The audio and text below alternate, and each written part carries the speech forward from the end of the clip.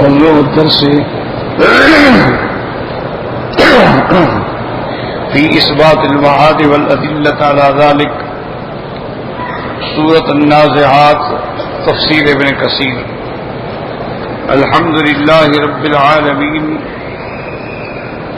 والصلاة والسلام على أشرف الأنبياء والسيد المرسلين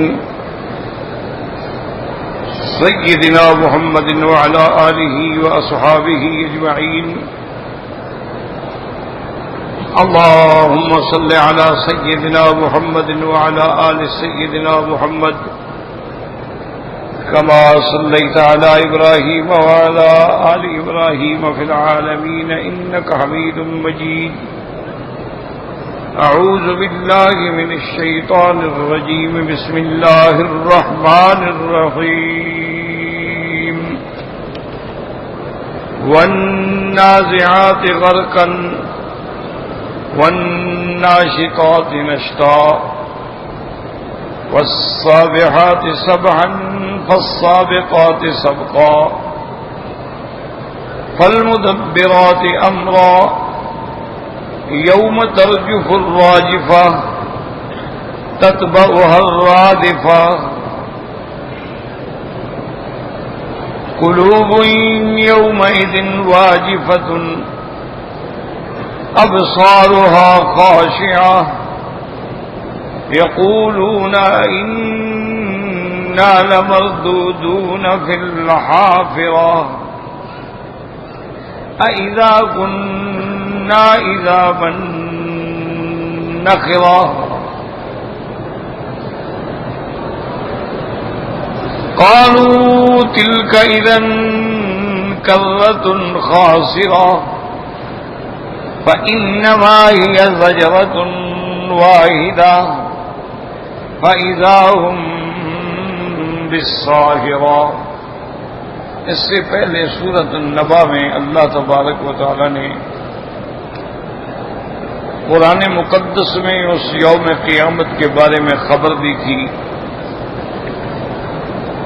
اور اس پر پھر اللہ نے دلائل عطا فرمائے تھے کہ دیکھو ہم نے زمین کو بچھایا، پہاڑوں کو میخیں بنایا، تمہیں جوڑے بنایا، نیند کو راحت کی چیز بنایا، رات کو پردہ بنایا، اور دن تمہارے روزگار کے لیے بنایا، اور تمہارے اوپر 7 آسمان مضبوط بنائے، اور اس میں ہم نے سورج رکھا روشن، وَأَنزَلْنَا مِنَ الْمُعْصِرَاتِ، اور اتارا ہم نے بادلوں سے پانی بہتا ہوا، لِنُخْرِجَ بِهِ حَبًّا وَنَبَاتًا، تاکہ ہم اس پانی کے ذریعے نکالیں زمین سے گندم بھی اور سبزیاں، وَجَنَّاتٍ أَلْفَافًا، اور باغ ایک دوسرے سے جڑے ہوئے. پھر اللہ نے فرمایا کہ ان یوم الفصل، وہ کہ فصل فیصلے کا دن جو ہے وہی وقت معین ہے.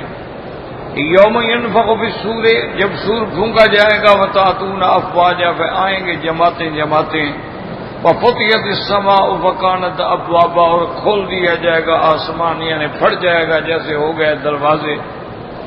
وسیرت الجبال، اور پہاڑوں کو چرایا جائے گا، ایسے ہو جائیں گے جیسے دھوکھا، یعنی جیسے سراب نظر آتا ہے ہوتا کچھ بھی نہیں. ان جہنم کانت مرصادا، تحقیق جہنم جو ہے وہ انتظار میں ہے، للطاغین وآبا، سرکشوں کے لیے لوٹنے کی جگہ ہے، اور وہ سرکش اس میں رہیں گے. لابثین فیہا احقابا، احقاب، احقاب حقب کا معنی ہوتا ہے 80 سال، معنی یہ ہے کہ وہ ہمیشہ اس میں رہیں گے. لا یذوقون فیہا بردا ولا شرابا، نہ ان کو ظاہری ٹھنڈک ملے گی اور نہ ٹھنڈا پانی، الا حمیما وغساقا، مگر کھولتا ہوا پانی اور دھون نکلی ہوئی، پیپ نکلی ہوئی کافروں کے زخموں سے. یہ بدلہ ہے پورا پورا تمہارے اعمال کا، جزاء وفاقا، بدلہ ہے برابر سرابر. انہم کانوا لا یرجون حسابا، کی تحقیق وہ حساب کے دن سے خوف ہی نہیں کرتے تھے. وکذبوا بآیاتنا کذابا، اور ہماری آیات کو جھٹلاتے تھے. حالانکہ اللہ کی شان تو یہ ہے وَكُلَّ شَيْءٍ أَحْصَيْنَاهُ كِتَابًا، ہر چیز ہم نے لکھ رکھی ہے اور کتاب میں محفوظ ہے. فَذُوقُوا فَلَن نَّزِيدَكُمْ إِلَّا عَذَابًا، اب کافروں کو کہا جائے گا کہ چکھو تمہارے لیے اور عذاب ہی بڑھایا جائے گا، تمہیں نجات نہیں ملے گی. پھر اللہ نے ارشاد فرمایا تھا اِنَّ لِلْمُتَّقِينَ مَفَازًا، متقین کے لیے وہاں راحتی کی جگہ ہوگی، راحت ہوگی، خوشی ہوگی۔ حدائق و عنابن، باغ ہوں گے اور انگور ہوں گے۔ وکوائب اترابن، اور سینہ چڑی ہم عمر عورتیں ہوں گی۔ وکاسن دہاقہ، اور شراب سے بھرے ہوئے جام ہوں گے۔ لا یسمعون فیہا لغوا ولا کذابا، اس میں نہ کوئی لغو بات اور نہ وہ کوئی جھوٹ سنیں گے۔ جزاء من ربک، تیرے رب کی طرف سے بدلہ ہے، عطا ہے پورا پورا۔ اور وہ رب السماوات والارض، رب ہے آسمانوں اور زمینوں کا، وما بینہما، اور جو اس کے درمیان ہے، الرحمن بڑا مہربان ہے۔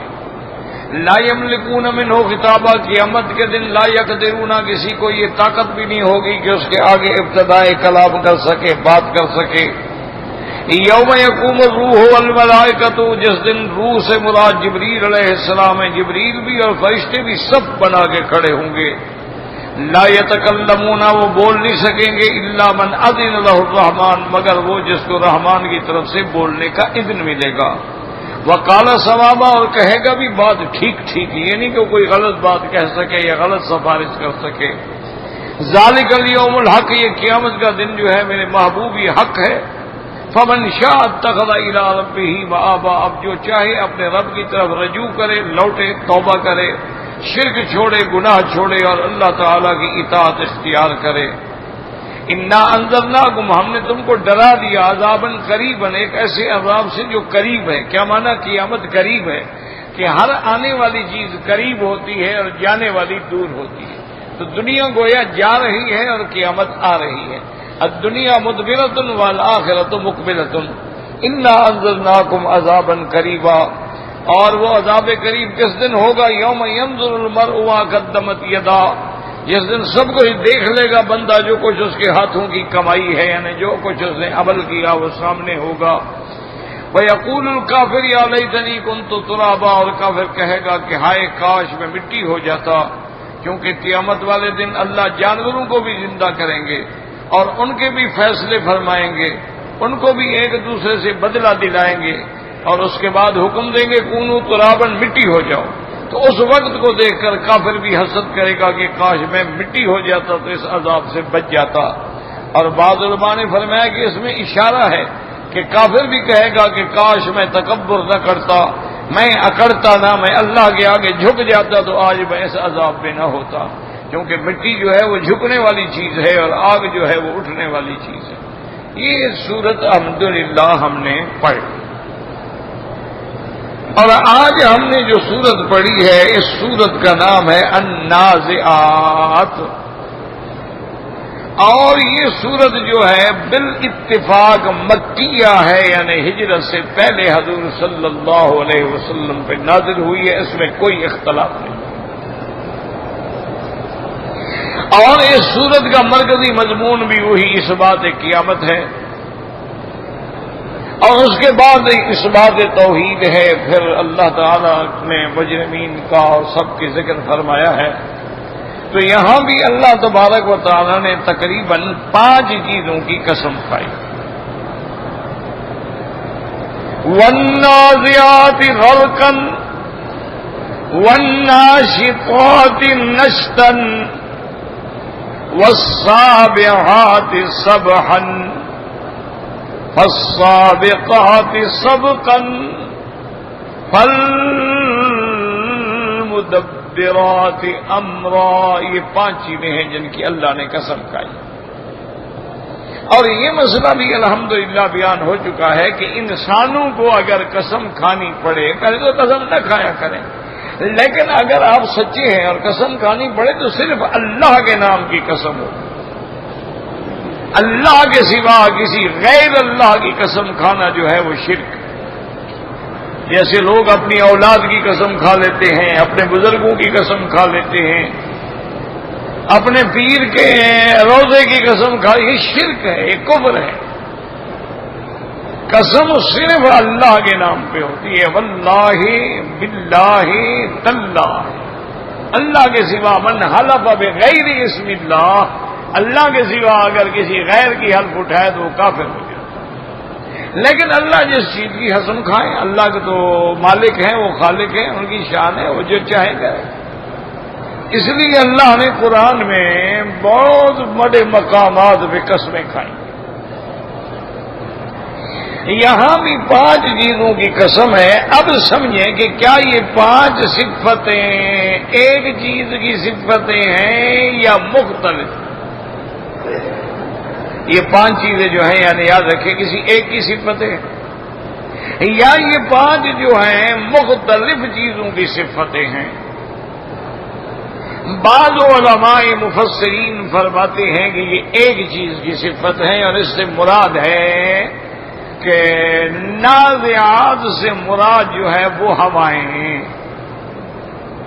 نازعات جو شدت سے چلنے والی ہیں، جیسے قوم عاد پہ ہوا آئی سب کچھ ختم کر دیا. والناشطات نشطا، اور وہ ہوائیں جو لطف سے اور بڑے نرمی سے چلنے والی ہیں. والسابحات سبحا، اور وہ ہوائیں بالکل پرسکون انداز میں بہ رہی ہیں جیسے کوئی تیر رہا.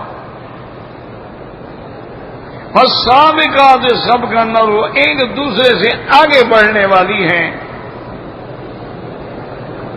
فالمدبرات امرا، وہ علماء فرماتے ہیں کہ اس سے مراد جو ہے وہ فرشتے، یعنی 4 چیزوں سے مراد جو ہے وہ ہوائیں ہیں. لیکن فالمدبرات امرا، اور اللہ کے حکم سے تدبیر امر کرنے والے، نظام عالم کو چلانے والے فرشتے، اور وہ 4 فرشتے جبرائیل ہیں، میکائیل ہیں، اسرافیل ہیں اور عزرائیل. سب کے ذمے الگ الگ اللہ نے اپنے امور سونپ دیے. اور بعض علماء فرماتے ہیں کہ نہیں، یہ 5 کی 5 جو ہے فرشتوں کی صفتیں ہیں. یاد رکھو، پہلا یہ تھا کہ 4 ہواؤں کی صفتیں اور ایک جو ہے وہ ملائکہ کی صفت ہے. اور دوسرا قول مفسرین رحمہم اللہ تعالی علیہم کا ہے کہ نہیں، یہ 5 صفتیں جو ہیں وہ اللہ کے فرشتوں کی. اب مانا یہ ہوگا کہ والنازعات غرقا، وہ فرشتے جو ڈوب کے شدت سے نکالنے والے ہیں روح کو. حضور پاک صلی اللہ علیہ وسلم نے فرمایا کہ جیسے گیلی روئی کے اندر کوئی جھاڑی کانٹے دار ڈالی جائے اور اس کو کھینچا جائے وہ کتنی مشکل سے نکلے گی، اسی طرح اللہ کے فرشتے بھی کافر کی ایک ایک رگ میں ڈوب کے کھینچتے ہیں اس کے روح اور بڑی شدت سے نکالا جاتا ہے. نزع کا معنی ہی یاد رکھو یہی ہوتا ہے، شدت سے کھینچنا. جیسے محاورات عرب میں کہتے ہیں نزع القوس، اس نے تیر کمان کو کھینچا. تو نزع کا معنی جو ہے وہ کھینچنا ہے. غرقن کا معنی کسی چیز میں ڈوب کے اس کو کھینچنا. یعنی فرشتے پوری کامل توجہ سے اور شدت کے ساتھ کافر کی روح کو کھینچتے ہیں. اور یہ بھی حدیث مبارک میں آتا ہے کہ جب کافر کی موت کا وقت آتا ہے اللہ کے فرشتے آتے ہیں، ملک الموت آتا ہے اور اس کے ساتھ فرشتے عذاب کے ہوتے ہیں اور وہ اس کی روح کو بھی مخاطب کر کے کہتے ہیں کہ یا ایتھا الروح الخبیثۃ فی الجسد الخبیث، اے بدترین روح بدترین جسد میں، فخرجی نکلو اپنے بدن سے اور چلو تمہارا رب تم پہ ناراض ہے. تو اس کو کہتے ہیں والنازعات غرقا، یعنی روح کو کھینچنا شدت کے ساتھ ڈوب کر. یہ پہلی صفت. والناشطات نشطا، اور بڑی نرمی سے گرا کا کھول دینا روح اور جسد کے درمیان میں، گویا کہ جو بندھی ہوئی ہے نا اس کو آرام سے کھول دیا. اس کو کہتے ہیں ناشطات، کہ مومن کی روح جو ہے وہ فرشتے اتنی آرام سے نکالتے ہیں کہ جیسے بس پسینہ آ جائے پیشانی پہ، اور اتنی سی تکلیف ہوتی ہے اور زیادہ اس کو تکلیف نہیں ہوتی ہے. تو یہ بھی فرشتے ہیں کہ اور پھر روح مومن کو خطاب کرتے ہیں یا ایتھا الروح الطیب بالجسد الطیب فخرجی الی روح وریحان ورب غیر غضبان. اے پاک روح پاک بدن میں چلو اپنے نعمتوں اللہ کی نعمتوں کی طرف اور اپنے رب کی طرف جو تم پہ ناراض نہیں ہے. تو مومن کی روح جو ہے اس کو آہستہ اور آرام سے نکالا جاتا ہے. لیکن اسی جگہ یاد رکھو کہ یہ بھی دیکھ لیں کہ مثلاً کبھی تو کافر بیٹھے بیٹھے مر گیا، اس کو کوئی تکلیف نہیں ہوئی، اور کئی مومن جو ہیں کئی دن تک بیچارے جو ہیں وہ سکرات الموت کی شدت میں ہوتے ہیں، ان کی تکلیف ہو رہی ہوتی ہے، وہ بہت بڑی مصیبت میں مبتلا ہوتے ہیں، تو یہ امتحان ہوتے ہیں، یہ ابتلا ہوتے ہیں۔ ورنہ قاعدہ یہی ہے کہ مومن کی روح کو آرام سے نکالا جاتا ہے اور کافر کی روح جو ہے اس کو سختی سے کھینچا جاتا ہے۔ اس لیے اللہ نے فرمایا وَالنَّازِعَاتِ غَرْقًا وَالنَّاشِطَاتِ نَشْطًا فَالصَّابِئَاتِ سَبْحًا، اصل میں سبحہ کہتی ہیں تیرنا، اور وہ فرشتے مومن کی روح کو ایسے لے کے چلتے ہیں جیسے تیر رہے ہوں، یعنی اس کو کوئی دھکا بھی نہ لگے، کوئی اس کو پریشانی نہ ہو، اس کے لیے کلن فی فلک یسبحون، جیسے تارے جو ہیں وہ ہر فلک کے اندر تیر رہے ہیں، یعنی بڑی ایسے کہتے ہیں نا جی گاڑی ایسے چل رہی تھی گویا زمین پہ تیر رہی تھی، اب وہ تیر تو نہیں رہی ہوتی، معنی یہ ہوتا ہے کہ بڑی سموتھلی اور بڑے آرام دہ طریقے سے چل رہی۔ اس لیے اللہ نے فرمایا وَالنَّاشِطَاتِ نَشْطًا فَالصَّابِحَاتِ سَبْحًا فَالسَّابِقَاتِ سَبْقًا، اور وہ فرشتے سبقت لے جانے والے ہوں گے کہ مومن کی روح کو میں لے کے جلدی جاؤں، وہ کہے گا میں لے کے جلدی جاؤں، کیونکہ مومن کی روح جو ہے اس کو علیین میں پہنچایا جاتا ہے، اور آسمانوں سے جب وہ گزرتے ہیں تو ہر دروازے پہ اس پہ سلام کہے جاتے ہیں، اور کافروں کی روح جو ہے وہ جہنم سجین میں ڈالی دی جاتی ہے، اور مرنے کے بعد ہی انعام بھی اور عذاب دونوں شروع ہو جاتے ہیں۔ اس طرح فرمایا وَالسَّابِقَاتِ سَبْقًا،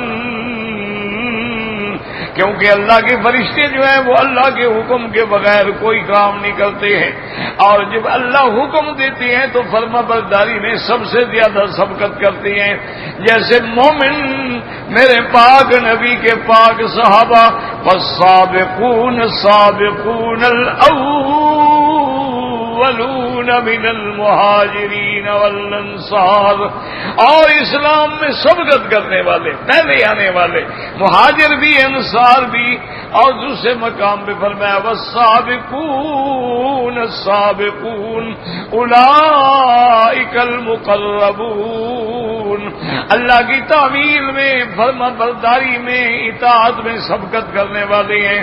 اسی طرح اللہ حکم فرماتے ہیں سارعوا الی مغفرۃ من ربکم وجنۃ، اے ایمان والو نیکی میں سبقت کیا کرو، ایک دوسرے سے نیکی میں بڑھ جایا کرو، جیسے صحابہ رضوان اللہ علیہم اجمعین۔ حضرت عمر فرماتی ہے ایک بیوہ عورت تھی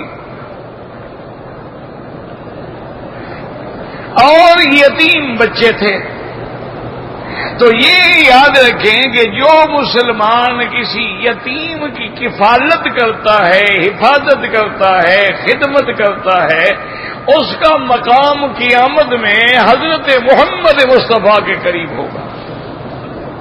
اس لیے حضور نے فرمایا انا وکافل الیتیم ھکذا، میں اور یتیم کی کفالت کرنے والا ایسے ہوں گے جیسے یہ دو انگلیاں ایک دوسرے کے برابر ہیں، وہ بھی میرے برابر پہ آ جائے۔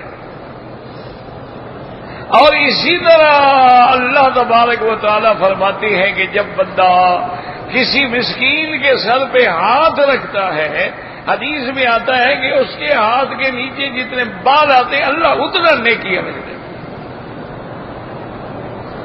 تو اس لیے ہمیشہ یاد رکھیں کہ حضرت عمر فرماتے ہیں کہ میں اٹھا کہ بھی جلدی جلدی جا کے، وہ بوڑھی عورت ہے، چھوٹے بچے ہیں، یتیم ہیں، ان کی خدمت کرنے والا کوئی نہیں ہے، اور خدمت کیا ہے، پانی بھر دوں گا، اسے گھر میں ذرا جھاڑو واڑو لگا دوں گا، صفائی کر دوں گا۔ تو کہتے ہیں میں گیا تو جھاڑو بھی لگا ہوا ہے، پانی بھی بھرا ہوا ہے، ہر چیز بالکل تیار ہے۔ فرماتی ہے میں دوسری رات کو جلدی کیا، پھر بھی اس کے گھر کا ہر کام ہو چکا ہے۔ میں نے پوچھا کہ اماں جان آپ تو بوڑھی ہیں، آپ کی نظر بھی کمزور ہے، کون بندہ ہے جو، انہوں نے پتہ نہیں مجھے کون ہے، وہ آ کے میرے گھر کا سارا کام کر دیتے ہیں۔ حضرت عمر فرماتے ہیں کہ تیسری رات میں نے یہ سوچا کہ آج عشاء کے بعد سونا ہی نہیں، آج میں پہرا دوں گا، کون ہے جو مجھ سے نمبر لے گیا؟ کہتے ہیں میں ودا ہوا ابو بکر، میں نے دیکھا کہ ابو بکر جا رہے ہیں۔ تو یہ ہوتی ہے سبقت کہ نیکی کے کام میں ایک دوسرے سے بڑھ جانا. اور اسی طرح فرشتے جو ہیں وہ بھی اللہ کے مومنوں کے ارواح کو جب لے جاتے ہیں تو ان کی بھی کوشش ہوتی ہے کہ میں سبقت کروں، کیونکہ روح مومن جو ہے اس کا ایک بہت بڑا مقام. فالمدبرات امرا، اور اللہ نے جتنا نظام عالم ہے اس کو چلانے کے لیے اللہ نے فرشتوں کو مقرر کر دیا ہے، ان کی ڈیوٹی لگی ہوئی ہے. اور بعض فرشتے جو ہیں وہ ہمارے حافظہ ہیں، ہماری حفاظت کرنے والے ہیں، اور بعض فرشتے جو ہیں کرامن کاتبین یعلمون ما تفعلون، وہ ہمارے کندھوں پہ بیٹھ کے ہمارے اعمال لکھنے والے ہیں. اور بعض فرشتے جو ہیں سیاحین فی الارض، کہ زمین میں پھر رہے ہیں جہاں اللہ کا ذکر ہو، قرآن ہو، حدیث ہو، آگے غشیتہم الرحمت، اور اس کے بعد رحمت اترتی ہے اور فرشتے بھی سایہ کر کے کھڑے ہو جاتے ہیں. تو اللہ کے کئی فرشتے ہیں، اسی لیے اور تمام امور جو ہیں وہ ان کے سپرد ہیں، وہ اسی پہ چل رہے ہیں. جیسے ملک الموت ہے اس کے ذمہ روح کا قبض کرنا ہے، پھر ملک الموت کے ساتھ بھی فرشتوں کی فوج ہوتی ہے. تو اس لیے فرمایا فالمدبرات امرا. لیکن یاد رکھو لوگ اسی لیے دھوکے میں آ جاتے ہیں، فرشتوں کو پکارنا شروع کر دیتے ہیں، یا جبرائیل یا میکائیل یا اسرافیل. یہ شرک ہے. وہ کہتے ہیں نہیں، قرآن جو کہتا ہے کہ سارے نظام کے چلانے والے یہ ہیں، اللہ کے بندے وہ تو اللہ کے حکم سے چلانے والے ہیں. اگر اللہ حکم نہ دے تو وہ کیا کر سکتے ہیں؟ اسی لیے لوگوں نے یہ بھی دھوکہ دیا ہے کہ دیکھو جی بی بی مریم علیہ السلام کے پاس جبریل جو آئے تھے تو انہوں نے کہا میں تمہیں بیٹا دینے آیا ہوں. اگر جبریل بیٹا دے سکتا ہے تو ہمارے پیر بیٹا کیوں نہیں دے سکتے؟ انہوں نے بھی اپنے مسائل، دیکھو جی باطل فرقے جو ہیں وہ بھی دلیلیں تو بناتی ہیں چاہے جھوٹی بھی ہوں، دلائل بھی ہوتے ہیں ان کے پاس، شبہات ہوتے ہیں، توہمات ہوتے ہیں، تشکیکات ہوتے ہیں. وہ کہتی ہیں جی قرآن ہے کہ احمد کے غلامن زکیہ، میں تمہیں ایک بڑا نیک پاک صالح لڑکا دینے کے لیے آیا ہوں. تو جبریل اگر دے سکتا ہے تو پھر پیر کیوں نہیں دے سکتا؟ اور پھر جبریل تو یعنی ہر قسم کی خواہش نفسانی سے بھی پاک ہوتا ہے، اور پیر میں تو سب کچھ ہوتا ہے، تو پیر کیوں نہیں دے سکتا؟ تو یاد رکھیں یہ دھوکہ ہے، اللہ کے قرآن کو بدلنا ہے. جب بھی مریم نے دیکھا تو قالت انی اعوذ بالرحمن منک ان کنت تقیا. بی بی مریم نے کہا میں پناہ پکڑتی ہوں رحمان کے نام سے، اگر تم اللہ سے ڈرنے والے ہو تو میرے قریب نہ آؤ. میں ایک لڑکی ہوں، تم ایک جوان آدمی چلے آ رہے ہو میرے طرف، کیا بات ہے؟ اب اندازہ کریں یہ عیسائی بی بی مریم کو مانتے ہیں؟ بی بی مریم کو مانتے تو ان کی لڑکیاں مردوں کے ہاتھ میں ہاتھ ڈال کے ہلا گلا کرتی. بی بی مریم تو کہتی ہے میرے قریب بھی نہ ہو. وہ تو کہتی ہے غیر مرد میرے قریب کیسے آ رہا ہے، پناہ مانگ رہی ہے خدا سے. اب جبریل کیا کہتے ہیں؟ قال انما انا رسول ربک. بی بی مت گھبراؤ، میں تیرے رب کا بھیجا ہوا فرشتہ ہوں، قاصد ہوں، میں تیرے رب کا بھیجا ہوا ہوں لِأَهَبَ لَكَ غُلَامًا زَكِيًّا، تاکہ تمہیں غلام اور پاکیزہ لڑکے کی خوشخبری دے دوں. تو وہ تو کہہ رہا ہے مجھے اللہ نے بھیجا ہے، اس میں کون سا ہے کہ جبریل اپنے گھر سے دے رہا ہے؟ اچھا پھر آگے کتنی وضاحت ہے قرآن میں. قال أَنَّىٰ يَكُونُ لِي غُلَامٌ وَلَمْ يَمْسَسْنِي بَشَرٌ وَلَمْ أَكُ بَغِيًّا. انہوں نے کہا اللہ کے فرشتے ہیں مجھے کیسے لڑکا پیدا ہوگا؟ مجھے تو کسی انسان نے بھی ہاتھ نہیں لگایا، میں تو کوئی سرکشی کرنے والی بے حیائی کرنے والی عورت بھی نہیں ہوں، تو بچہ کیسے پیدا؟ قال كذلك قال ربك هو علي هين. تو فرشتے کہیں گے تیرے رب کا حکم ہے بی بی، میں تو تیرے رب کا حکم پہنچا رہا ہوں، اور تیرے رب کو بغیر خامد کے بچہ دینا مشکل نہیں ہے، آسان ہے، کوئی غم نہ کرو. تو اللہ دے رہا ہے کہ جبریل دے رہا ہے؟ بس انا للہ و انا الیہ راجعون. کیا کرے آدمی، کہاں جائے کہ اللہ کے قرآن کو بدل دیتے. اللہ کے قرآن کو اب دیکھیں نا جی، یا ایھا الذین آمنوا اتقوا اللہ وابتغوا الیہ الوسیلہ، کہیں گے وسیلہ مراد ہے اللہ کے بندے 1400 سال گزر گئے، ساری تفسیریں موجود ہیں، صحابہ سے لے کر آج تک کسی مفسر نے یہی معنی کیا ہے کہ وسیلہ پکڑو. تم نے 1400 سال کے بعد معنی بنا لیا ہے. اللہ کے قرآن میں تحریف معنوی، قرآن کے معنی کو بدلنا. تو یاد رکھو اللہ نے فرشتوں کو حکم دے رکھا ہے کہ یہ کرو اور یہ نہ کرو، تو وہ تو اللہ کے حکم کے پابند ہیں. اس میں کیا ہے کہ فرشتوں کے ہاتھ میں سب کچھ ہے. حضور نے فرمایا تھا جبریل سے کہ جبریل کبھی کبھی آنے میں تم اتنا دیر کر دیتے ہو، مجھے تمہارے آنے کا انتظار ہوتا ہے. جبریل نے کہا آنا اشفق الیک یا رسول اللہ، حضور میں تو آپ کا چہرہ دیکھنے کے لیے آپ سے زیادہ مشتاق ہوتا ہوں، لیکن وما نتنزل الا بامر ربک، جب تک رب حکم نہ دے ہم نہیں اتر سکتے. فالمدبرات امرا، اب جناب آگے آ کے جواب قسم کیا ہے، یعنی نتیجہ کیا ہے؟ یوم ترجف الراجفہ، جس دن زلزلہ آئے زمین میں ہل جائے، رجف کہتے ہیں زلزلہ، تھر تھرانا، جس دن تھر تھڑی پیدا ہو جائے زمینوں میں، وَتَتْبَعُهَا الرَّادِفَةُ، اور اس کے پیچھے آنے والی، یعنی یہ دو نفقے ہو گئے نا کہ پہلا سور پھونکیں گے تو زلزلہ آ جائے گا. اذا زلزلت الارض زلزالها واخرجت الارض اثقالها وقال الانسان ما لها، اور دوسری جگہ فرمایا یا ایھا الناس اتقوا ربکم. بھائی اس کو کیا بیماری ہو گئی؟ ہاں جی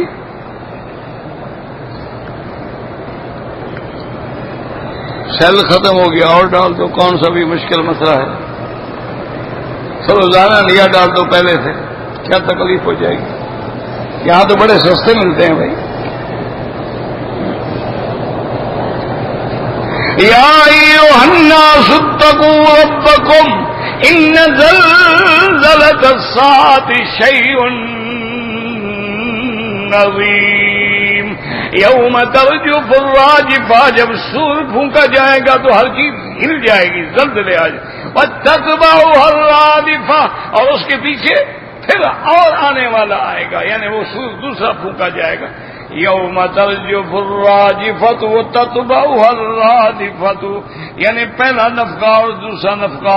اللہ تبارک و تعالی نے فرمایا کہ اس کے بعد فرماتی ہے اس دن حال کیا ہوگا.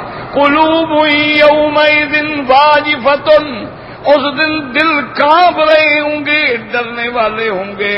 ابصارها خاشعۃ، آنکھیں جھکی ہوئی ہوں گی. وہ دنیا میں جو اکڑ کے چلتے تھے آج گردنیں بھی جھک گئی، آنکھیں بھی جھک گئی.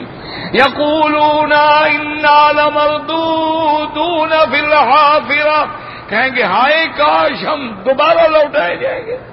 عجیب بات ہو گئی.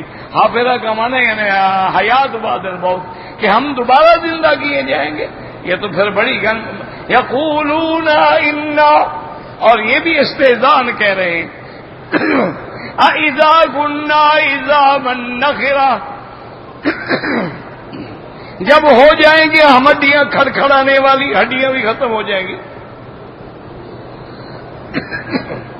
کہنے لگے کہ ہم اگر لوٹائے گئے، قالوا تلک اذا کرۃ خاسرہ، کہ اگر اللہ نے ہمیں دوبارہ زندہ کر لیا تو یہ لوٹنا جو ہے بڑا گھاٹے والا ہوگا. یعنی استہزاء کر. اللہ نے فرمایا بدبخت تو سمجھتے ہو کہ لوٹنا مشکل. انما ہی زجرۃ واحدہ، ایک چیخ ہوگی، صرف سور پھونکا جائے گا. فاذا هم بالساہرہ، سب میدان محشر میں کھڑے ہوں گے. تو اللہ کے آگے کیا چیز مشکل ہے؟ تو اس میں بھی قیامت کا اس بات ہے اور احوال قیامت ہیں. اللہم ثبتنا علی الایمان، اللہم ارزقنا حسن الختام.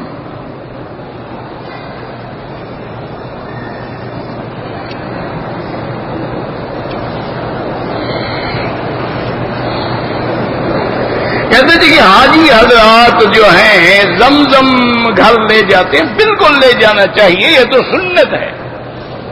حضور صلی اللہ علیہ وسلم کے لیے باقاعدہ مکہ مکرمہ سے مدینہ منورہ زمزم لی جاتی، باقاعدہ بھیجا جاتا۔ یہ تو سنت ہے اور ہدیہ ہے، اور یہ تو وہ پانی ہے جو جنت کے پانی سے بھی افضل ہے۔ اب اگر وہ اس کو پانی ملا دیں یا ویسے پلائیں کوئی بات نہیں۔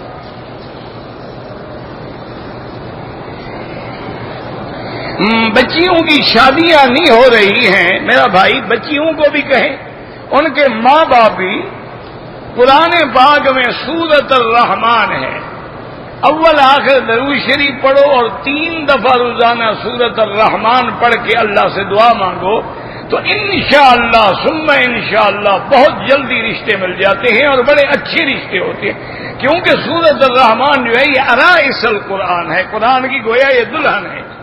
تو اس لیے اس کو سورۃ مبارک کو اس مسئلے سے بڑی خاص مناسبت ہے، واللہ عالم۔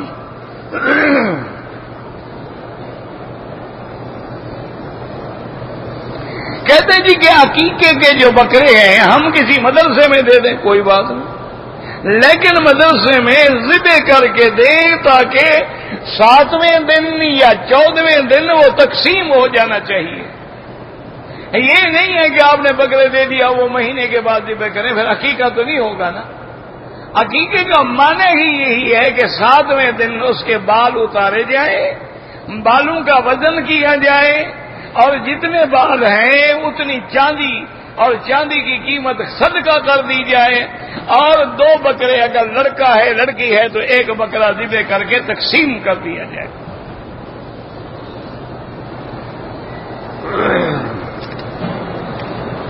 کہتے جی کہ غیر مسلم ہے، کافر ہے، انگریز ہے، ہندو ہے، اس کے ساتھ بیٹھ کے کھانا کھا سکتے ہیں کوئی بات نہیں۔ ایک ہے کہ غیر مسلم کے ساتھ کھانا کھانا جائز ہے، لیکن کوشش کریں کہ نہ کھائیں، کوشش یہی کریں، لیکن مجبوری ہے۔ ایک کمپنی میں کام کرتے ہیں سارے ایک میس سے ایک جگہ کھاتے ہیں، کوئی حرج نہیں، کوئی بات نہیں، اجازت ہے، لیکن اگر آپ بچ سکتے ہیں تو بچیں۔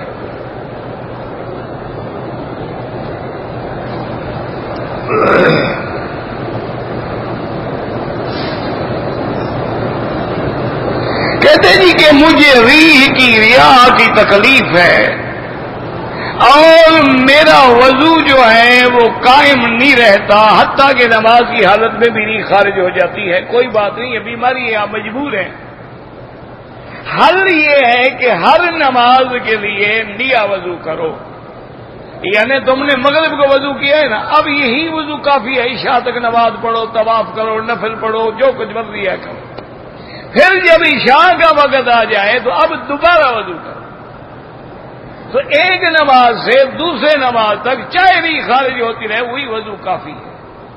تو یہ تو مجبوری ہے نا، لیس علی المریض، ہر جب آدمی بیمار ہو تو کیا کرے؟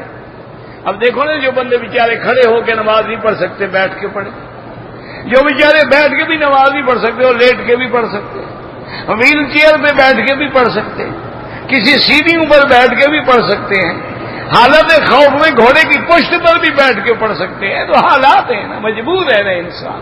تو اللہ نے اپنے بندوں کو رعایات دی ہیں، اور ویسے میں آپ کو بتاتا ہوں مجھے پتہ شتہ کوئی نہیں، نہ میں حکیم ہوں، نہ طبیب ہوں، نہ ڈاکٹر ہوں۔ ایک بزرگ نے بتایا تھا، وہ آپ کو بھی میں بتا دیتا ہوں، وہ فرماتے تھے کہ جس بندے کو پیٹ کی جس قسم کی تکلیف ہے وہ 5 دانے کالی مرچ کے صبح لے کے پانی کے ساتھ 1 گلاس کے ساتھ نگل لیا کرے، وہ فرماتے ہیں اسی سے انشاءاللہ ساری تکلیفیں دور ہو جاتی ہیں۔ اللہ اعلم، خدا جانتا ہے، یہ ان کا ایک تجربہ ہے۔ بہرحال میں نے جتنے لوگوں کو بتایا وہ کہتے ہیں ٹھیک ہو گئے ہیں، اللہ عالم۔ باقی یہ ہے کہ بطور حکمت کیا ہے خدا جانے۔ اچھا ویسے بھی کالی مرچ کہتی ہے نا ہاضم ہوتی ہے، ہاضمے کا فائدہ تو کرتی ہے۔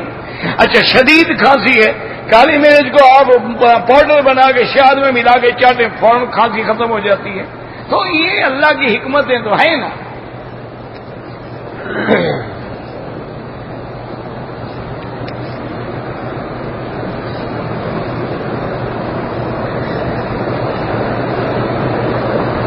کہتے جی کہ ایک آدمی ہے وہ اللہ معاف کرے بڑا بد نظر ہے، اس کی نظر لگتی بالکل ہوتا ہے، نظر لگتی ہے، حتیٰ کہ العین حق، یہ شریعت میں ہے کہ نظر لگنا جو ہے یہ حق ہے۔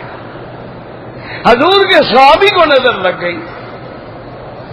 اچھا، ایک تو علاج یہ ہوتا ہے کہ اگر کسی آدمی کو نظر لگ جائے اور آپ کو پتا ہے کہ اس آدمی کی نظر ہے، اس کو کہیں فوراً غسل کرے کسی برتن میں، وہ پانی اس بندے پہ ڈال دو، نظر ختم ہو جائے۔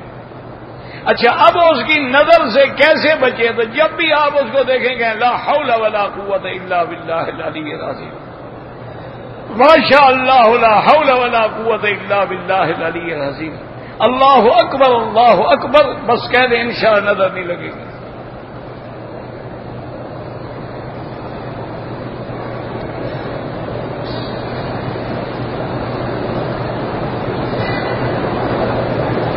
کہتے جی کہ ایک مسجد کا امام ہے، لوگوں کو نماز بھی پڑھاتا ہے، لیکن اس کے موبائل میں بعض دوستوں نے بڑی غلط قسم کی تصویریں دیکھی ہیں، ایسے امام کے پیچھے نماز ہو جاتی ہے، اس کے موبائل میں 2-3 ہوں گی، مقتدی میں 50-60 ہوں گی، جیسا امام ویسے مقتدی ہے نا۔ بھائی امام محمد مصطفیٰ تھا تو مقتدی بھی ابو بکر تھا نا۔ اب اگر مقتدی آپ ہیں تو امام بھی تو ہمارے جیسے ملیں گے نا۔ بہرحال ایسے لوگوں کے پیچھے نماز نہ پڑھیں۔ جب آدمی بدنام ہو جائے، فاسق ہو جائے، فاجر ہو جائے، نماز پڑھتے ہوئے اس سے کراہت مخصوص ہو، ایسے بندے کے پیچھے نماز نہیں پڑھنی چاہیے۔ یہ سمجھتے ہیں کہ مولوی پیر فرشتے ہوتے ہیں، یہ سب سے زیادہ خطرناک ہوتے ہیں، ان سے بڑی احتیاط کیا کرو۔ کیوں؟ گناہگار دیکھو نا جی، ایک آدمی نے بڑا اچھا کھانا کھایا ہوا ہو، اس کے سامنے آپ کھانا رکھے ہو کہ جی میں نے کھایا، اگر بھوکھا ہو تو سوکھی روٹی بھی کھا جائے گا۔ یہ مولوی پیر بھوکھے ہوتے ہیں، ان کو عورتیں ملتی نہیں نا، جو مل جائے پھر یہ نہیں چھوڑتے، ان سے خاص طور پہ بچا کر کبھی بھی اعتبار نہ کرنا، کسی مولوی کو گھر نہ لے جانا، کسی پیر کو بھی گھر نہ لے جانا۔ وہ ہمارے ایک بزرگ تھے، عالم تھے، بہت بڑے عالم تھے، نابینا بھی تھے اور عالم بھی بہت بڑے تھے، حافظ اللہ وسائے رحمۃ اللہ علیہ، ڈیرہ غازی خان سے تھے، اپنے دور میں دارالعلوم دیوبند میں فرسٹ آئے تھے نابینا ہو کر، بہت بڑے عالم تھے۔ وہ تقریر کر رہے تھے، کسی جاہل نے چٹ لکھا کہ حضرت پیر کا شان زیادہ ہے یا قرآن کا شان زیادہ ہے؟ تو حضرت نے جب سنا، اس نے پڑھ کے سنایا سوال، انہوں نے کہا بھی قرآن کو تو 1400 سال ہو گئے ہمارے گھروں میں، آج تک کوئی نقصان نہیں ہوا، پیر کو 14 دن کے لیے گھر میں رکھ لو، پھر نتیجہ نکل آئے گا۔ ہم نے کہا پھر خود فیصلہ کر لینا شان کس کی زیادہ ہے۔ اللہ ان کی قبر پہ رحمت کرے، وہ بہت اور بہت بڑے عظیم خطیب تھے۔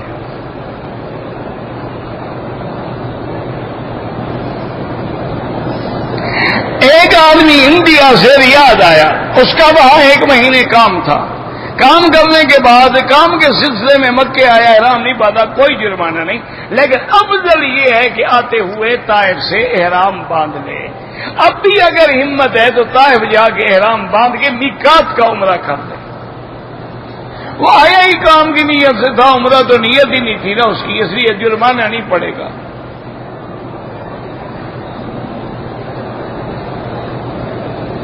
کہتے جی کہ ہمارے گاؤں میں مسجد نہیں ہے، میرے پاس منشیات اسمگلنگ کرنے کا بڑا پیسہ ہے، اس سے میں مسجد بنا دوں، انشاءاللہ کسی کی نماز نہیں ہوگی۔ حرام کے پیسے سے جو مسجد بنائی جائے اس میں نماز نہیں ہوتی۔ یہ جتنے بینک مسجدیں بناتے ہیں ان میں نماز نہیں ہوتی، جتنی انشورنس کمپنیاں مسجدیں بناتی ہیں ان میں نماز نہیں ہوتی۔ کسی کی زمین پہ زبردستی قبضہ کر کے مسجد بنا دو، نماز نہیں ہوتی۔ کسی کی زمین یتیموں کی چھین کے مسجد بنا دو، نماز نہیں ہوتی۔ خود اندازہ کرو کہ تم سے تو ابو جہل بھی زیادہ نعوذ باللہ سوچ والا تھا، جب کعبہ بنا رہے تھے کعبے کو چھوٹا کر دیا لیکن حرام کا پیسہ نہیں لگایا۔ انہوں نے کہا بھئی حلال کے پیسے ختم ہو گئے، کعبہ چھوٹا کر دو لیکن حرام نہ لگاؤ خدا کے گھر میں۔ ابو جہل بھی خدا کے گھر میں حرام نہیں لگاتا تھا، تم منشیات کی اسمگلنگ کر کے مسجد بنا رہے ہو۔ انا للہ و انا الیہ راجعون۔ بالکل نماز نہیں ہوتی۔ اگر ایسا پیسہ ہے نا غریبوں کو دے دو، ثواب کی نیت نہ کرو، ثواب کی نیت نہ، ثواب حلال پہ ہوتا ہے نا، حرام پہ کیسے ثواب ہو؟ سرکار دو عالم صلی اللہ علیہ وسلم کی عمر مبارک جو ہے ایک حدیث مبارک میں ہے 63 سال، 60 اور 3، اور ایک روایت میں ہے 65 سال، 60 اور 5۔ لیکن یہ دونوں روایتیں ٹھیک ہیں۔ آپ ربیع الاول میں پیدا ہوئے، ربیع الاول میں وفات ہوئی، تو جنہوں نے پہلا سال بھی مکمل گن لیا اور آخری بھی مکمل، انہوں نے کہا 65 سال۔ جنہوں نے پہلا سال نہیں گنا اور آخری بھی نہیں گنا، انہوں نے کہا پورے جو سال تھے وہ 63 سال تھے۔ تو حضور کی عمر مبارک جو ہے وہ 63 سال۔ معراج بھی ہوا ہے، بالکل معراج جسمانی ہوا ہے ایک ہی دفعہ، روحانی تو اللہ عالم کتنے دفعہ ہوتے ہوں گے۔ میرا بھائی بیمار ہے، اللہ ہر بیمار کو شفا عطا فرما۔ اللہم اشفنا واشف مرضانا ومرضى المسلمین۔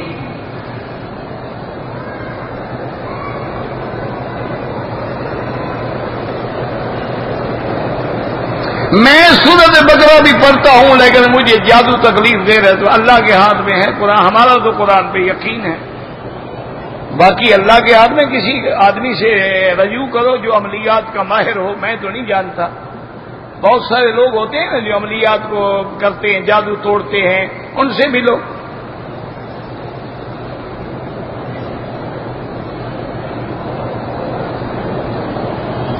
اگر کسی عورت نے آنا ہے، محرم کوئی نہیں آنے والا، اگر وہاں سے اس کو بھائی ایئرپورٹ پہ جہاز میں بٹھا دے اور یہاں ایئرپورٹ پہ خامن جو ہے جا کے لے لے، بہرحال مجبوری میں جائے، ورنہ سفر بغیر محرم کے جائز نہیں۔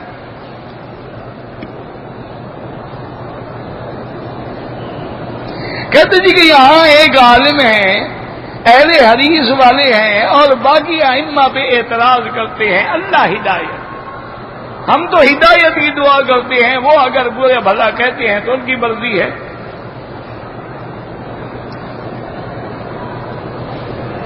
حج افراد میں طواف قدوم جو ہے وہ سنت ہے۔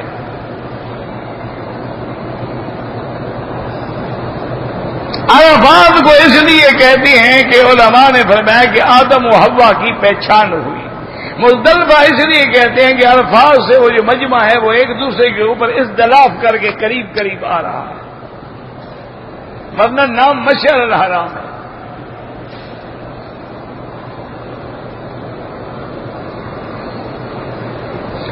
کہتے جی عمرے کے موقع پر سر کے اوپر اس طرح پھیرا تھا، دوسرا عمرہ 20 دن کے بعد کیا، مشین پھروا، اگر مشین میں بال آتے ہیں تو پھروا لیں، لیکن ورنہ اس طرح پھروا لیں، تکلیف کیا ہوگی؟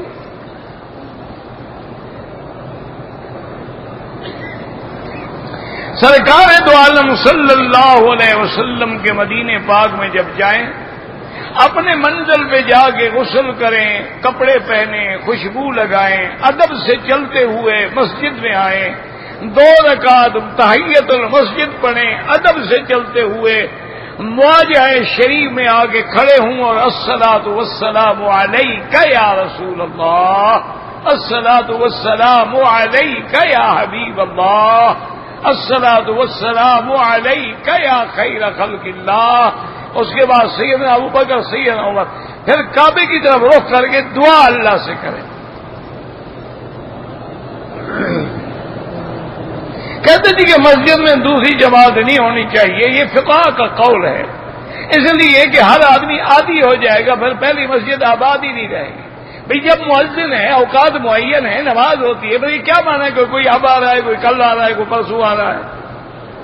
اس لیے وہ کہتے ہیں بھی دوسری جگہ وہاں نہ کرو، اور جگہ جا کر جماعت کرو، تاکہ ان کو احساس ہو اور باقاعدہ جماعت میں حاضر ہوں۔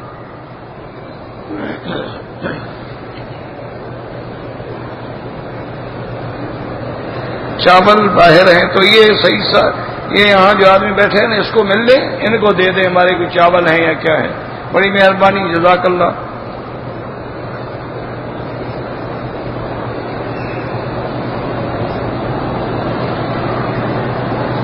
اگر آدمی نماز پڑھ رہا ہے اور نماز پڑھتے ہوئے امام بیٹھ جائے، اللہ اکبر کہو، سمجھاؤ تاکہ یاد آئے اس کو، سبحان اللہ، اللہ اکبر، جو بھی کہو کہہ دو۔ ایک آدمی نے حج تمتع کیا، تمتع کی بکری ذبح نہیں کی، سر بھی منڈا دیا، تو اب اس کو 2 بکریاں دینی ہوں گی، ایک وہ حج تمتع والی اور ایک جرمانہ کہ آپ نے وہ کیوں ادا نہیں کیا۔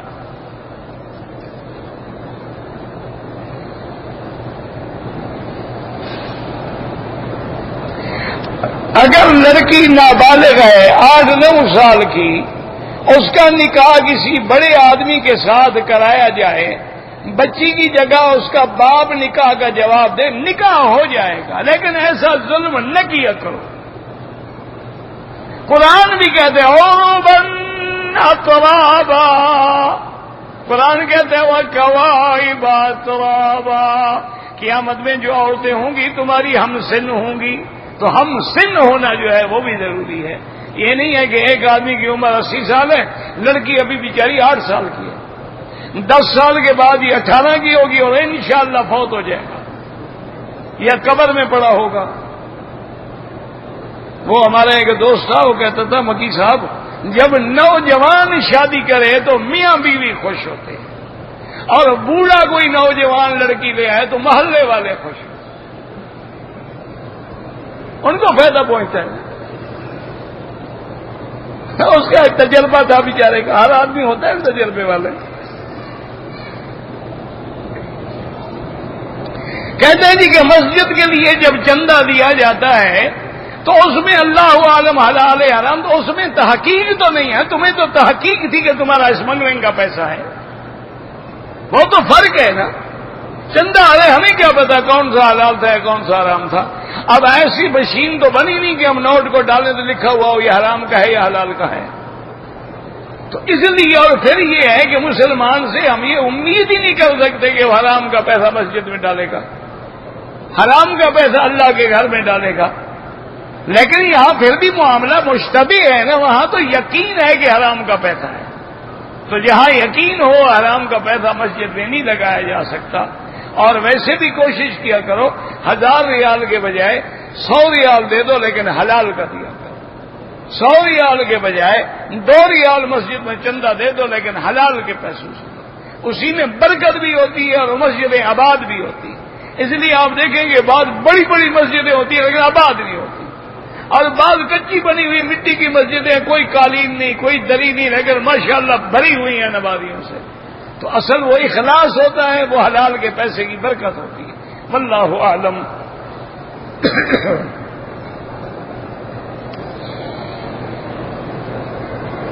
ہمارے گھر میں روز جھگڑا ہوتا ہے، اللہ اتفاق عطا فرمائے۔ بہرحال آخری صورتیں پڑھ کے گھر میں دم کیا کرو، قل اعوذ برب الفلق، قل اعوذ برب الناس، یہ شیطانی اثرات ہوتے ہیں۔ اللہ پاک ہر مسلمان کے گھر کو باعث رحمت و سکون بنائے۔ ربنا تقبل منا انك انت السميع العليم وتب علينا انك انت التواب الرحيم اللهم فرج هم المهمومين نفس كرب المكروبين واقض الدين عن المدينين واشفنا واشف مرضانا ومرضى المسلمين واشفنا واشف مرضانا ومرضى المسلمين اللهم انصر الاسلام والمسلمين اللهم انصر الاسلام والمسلمين اللهم اذل الشرك والمشركين اللهم انصر المجاهدين في كل مكان اللهم أيدهم بنصرك يا قوي يا عزيز اللهم اهلك أعداءك أعداء الدين انذر عليهم بأسك الذي لا يرد عن القوم المجرمين اللهم احفظ سائر بلاد المسلمين وهذا البلد الأمين واجعلها آمنا مطمئنا سخاء رخاء إلى يوم الدين برحمتک یا ارحم الراحمین. صلی اللہ تعالی علی خیر خلقہ سیدنا محمد وعلی آلہ وصحبہ اجمعین. اللهم صل على سيدنا محمد وبارك وسلم.